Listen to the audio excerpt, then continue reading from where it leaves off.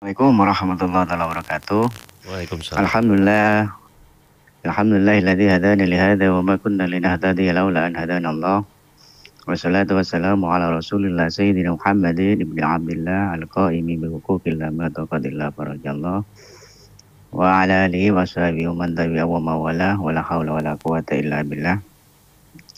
Rabbi shrah li sadri wa yassir li amri wa hlul 'uqdatam min lisani yafqahu qawli. Rabbi yassir wa la tu'assir, Rabbi tammim bil khair amma ba'du. Yang saya hormati Cak Danding Surabaya dan seluruh pendengar yang ada di Surabaya dimanapun berada. Alhamdulillah di pagi hari ini kita bersyukur kepada Allah Subhanahu Wa Taala karena berkat rahmat hidayah serta taufik hidayahnya Allah Subhanahu Wa Taala di pagi hari ini kita masih diberikan nikmat kesehatan, nikmat kesempatan sehingga kita bisa bersua meskipun lewat RRI Surabaya ini. Baik. Di pagi hari ini saya coba untuk menjelaskan tentang puasa sunnah dan kesehatan. Perlu diketahui bahwasanya puasa sunnah ini apabila dikerjakan akan mendapatkan pahala, dan apabila tidak dikerjakan ya kita tidak akan mendapatkan dosa dari Allah Subhanahu Wa Taala. Lantas apa saja puasa sunnah yang ada dalam Islam? Ini ada yang tahunan, ada yang bulanan, ada yang mingguan. Ini yang pertama ada puasa di bulan Syawal, 6 hari di bulan Syawal. Berdasarkan hadis Nabi, man shoma ramadhana iman, man shoma ramadhana summa atba'u sittan min Syawal kana kasaya min dahri. Barang siapa yang berpuasa di bulan Ramadan kemudian mengikutkan atau meneruskan mengiringi sitan min Syawal, 6 hari dari bulan Syawal itu, karena kasih midahri, maka dia itu seakan-akan seperti puasa sepanjang tahun. 6 hari di bulan Syawal ini perlu digarisbawahi bahwasanya tanggal 1 Syawal ini tidak termasuk karena itu adalah masuk hari raya Idul Fitri. Jadi kita tidak diperbolehkan untuk berpuasa pada hari raya Idul Fitri.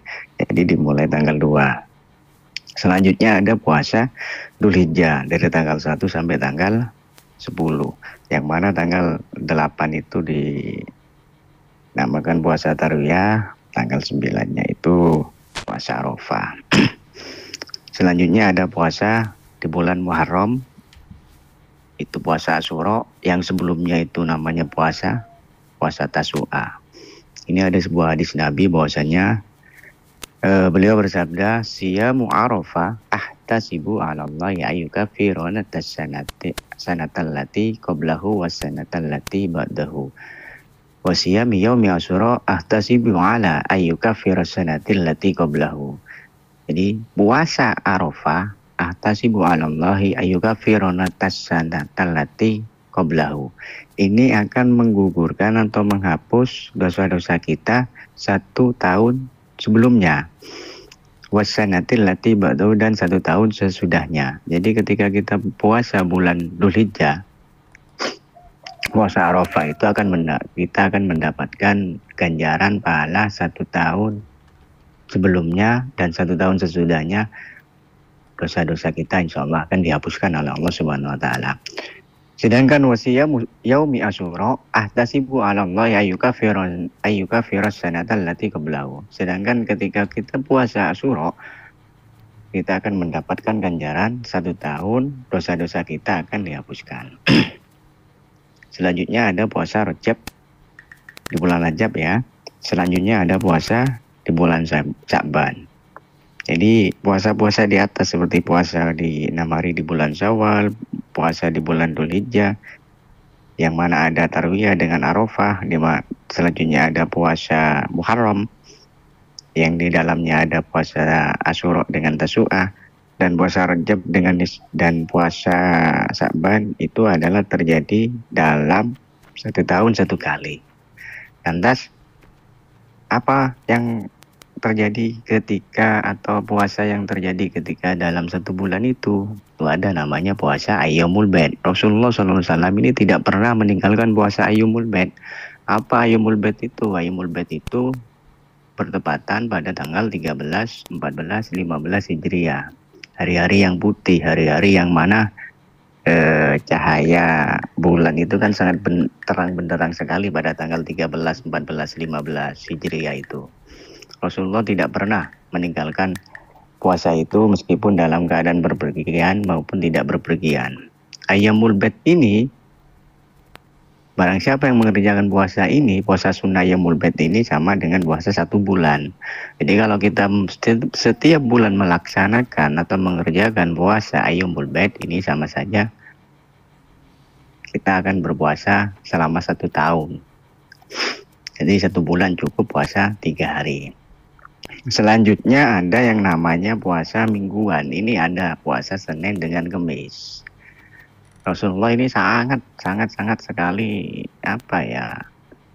melakukan, menjalankan puasa Senin Kamis. Kenapa Rasulullah SAW melakukan puasa Senin Kamis ini? Karena di hari itu bahwasanya amal akan diangkat, akan ditunjukkan kepada Allah Subhanahu wa taala. Jadi Rasulullah bagaimana ingin pada saat hari amal itu ditunjukkan, diangkat, dipertontonkan kepada Allah, beliau dalam keadaan berpuasa.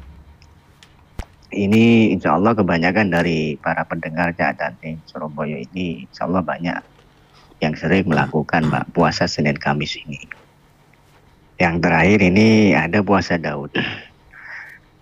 Puasa Daud ini puasa yang dilakukan 1 hari puasa, besoknya tidak puasa, terus besoknya lagi puasa. Jadi selang 1 hari, 1 hari, 1 hari, 1 hari puasa, 1 hari tidak.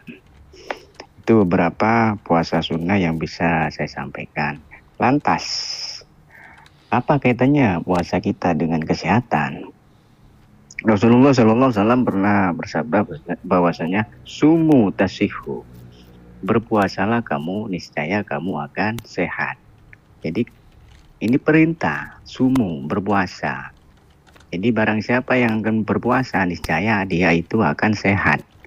Itu pasti.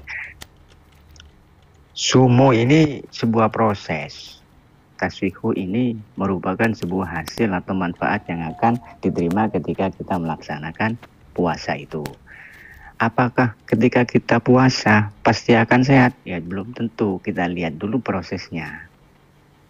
Seperti apa dan bagaimana, barangkali kita akan berjumpa setelah sesi yang berikut ini. Mungkin sementara seperti itu. Baik Ustadz. Cak Ning yang baru bergabung, Cak Ning, termasuk di kawasan Sidoarjo, Mojokerto, Tuban, dan di Salione Surabaya ya. Ini juga bisa aktif mendengarkan, jadi tuningnya juga melalui RRI digital karena keterbatasan frekuensi atau FM ya Cak Ning ya. Ustadz yang hadir di kesempatan kali ini, Ustadz Abdul Halim, mengangkat puasa sunnah dan kesehatannya. Ustadz tadi mungkin bisa diulang yang Ayyamul Bait itu yang bagaimana Ustadz teknisnya?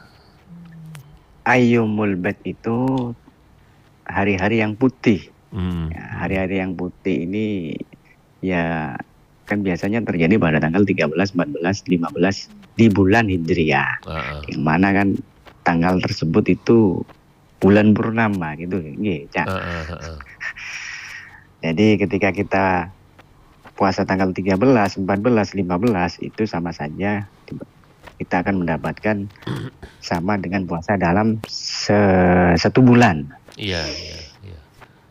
Itu mekanisme. Rasulullah ini tidak pernah mekanismenya kenapa? Memang dalam setiap bulan boleh ya? Setiap tanggal 13, 14, dan 15 setiap bulannya?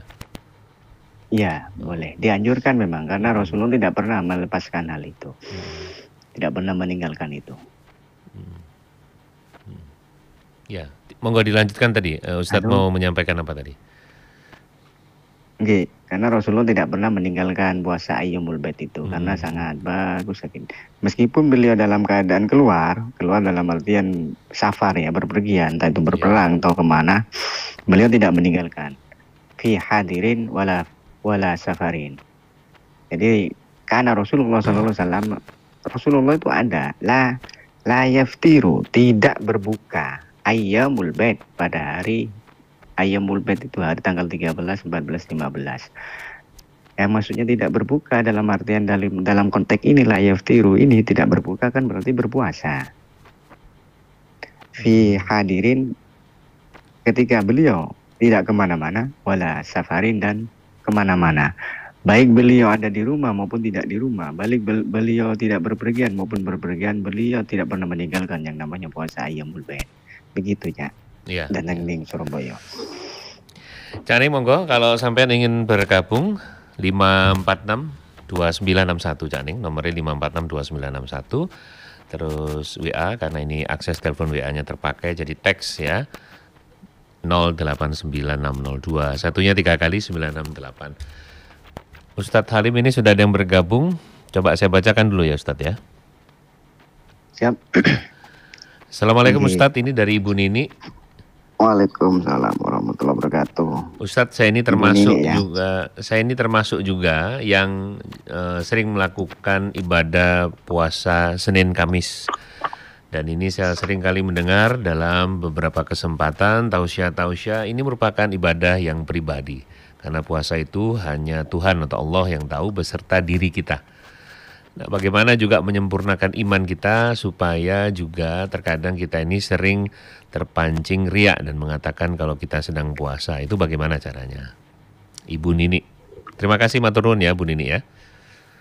Silakan Ustadz. Ya, dalam puasa ini salah satunya adalah menguji kejujuran kita, Cak. Cak, ini manggil siapa yang enak dengan Cak Indra. Cak Indra ini. Iya, Indra Brukman Ustadz. Indra Brukman ya, ini aja.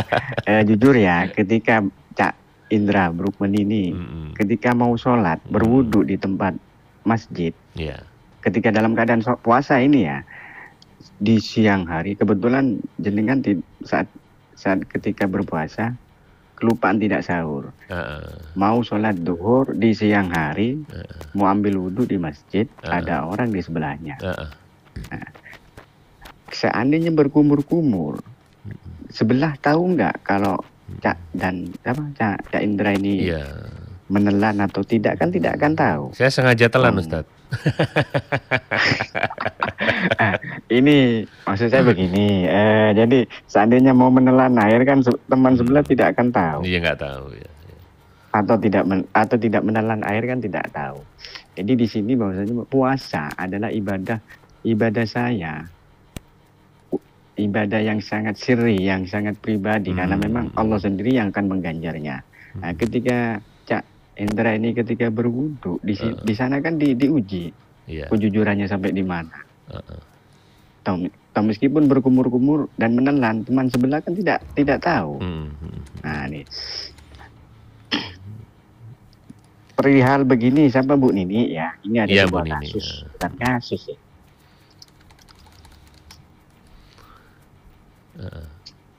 Jadi ini cerminan sebenarnya kalau memang soal relate-nya, relasinya kalau dengan kejujuran kan memang hanya personnya, pribadi diri sendiri dengan Allah, begitu Ustadz ya. Oke, ini satu hal ya, begini. Sumama Cak Indra ini sebagai seorang ustadz, ngaji dilanggar ya. Saya ibaratkan sebuah contoh begini. Mengajar di sebuah langgar. Ustadz KW Ustadz. Yang mana, boten nopo-nopo, nggak apa-apa gitu. Ngaji ngaji sudah lama bertahun-tahun, hampir setiap malam Ustadz Hendra, lupa namanya.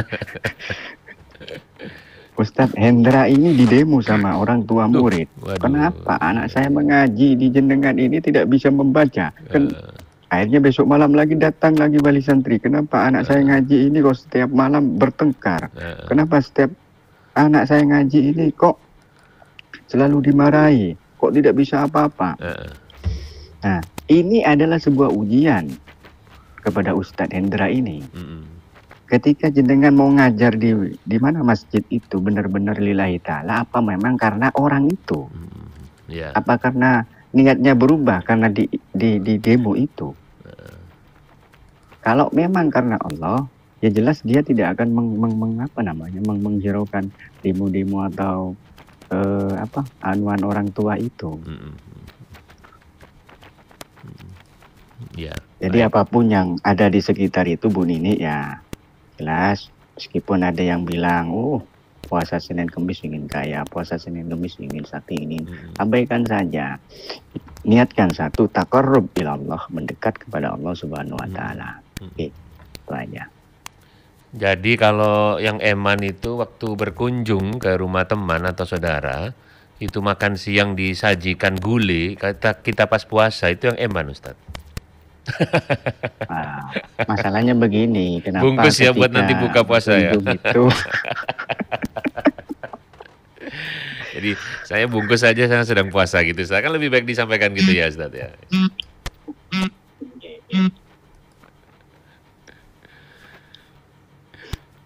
Ustadz ada pertanyaan lagi, saya bacakan ya. Ya. Dari Buniken, wah ini depannya N semua ini. Pertama Bu Nini, sekarang Buniken, ini di Tuban. Assalamualaikum Ustadz.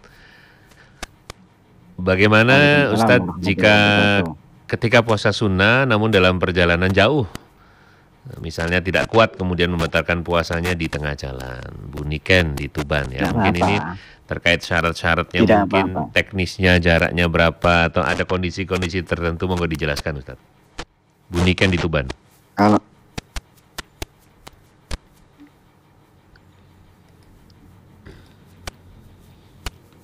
halo?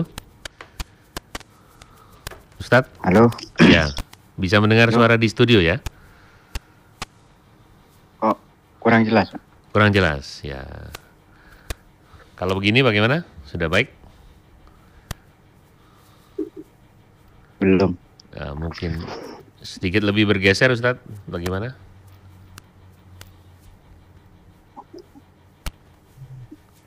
Ya, monggo Ustadz disampaikan dulu. Perihal untuk apa namanya? Apa tadi? Jadi kalau perjalanan jauh tidak kuat, kemudian kondisional akhirnya membatalkan puasanya. Tak apa itu. Ya. Apalagi puasa sunnah, puasa wajib aja tidak apa-apa. Apabila dengan mengkhawatirkan kesehatan ini dan itu dan lain sebagainya ya. Ini apa ya? Tadi apa? Perkiraan berapa jarak gitu ya? Ya mungkin ada syarat yang apa ya, ketika dibolehkan begitu misalnya Ustadz, saya pernah mendengar seperti itu. Dibolehkan. Gitu. Ya, bagaimana Ustadz itu? Boleh. Kurang lebih ya antara perjalanan minimal 80 km. Seperti itu. 80 km seperti itu. Ya. Bolehkan. Seandainya 80 km itu kita dalam dalam melakukan perjalanan tidak terjadi apa-apa, ya kan tidak apa-apa diteruskan. Seandainya mau dibatalkan kan tidak apa-apa juga. Artinya kita berbuka, tidak apa-apa karena sudah memenuhi syarat. Ya. Jadi kalau yang wajib saja itu kan karena kondisional, tidak kuat kesehatan dan sebagainya boleh, apalagi yang sunnah tentu juga boleh begitu Ustadz ya. Iya, betul. Baik. Ustadz, nanti kita sambung lagi, kita ke satu lagu dulu, kemudian nanti kita bersama dengan pendengar-pendengar yang lain. Teleponnya jangan ditutup ya Ustadz. Oh, enggak. Baik.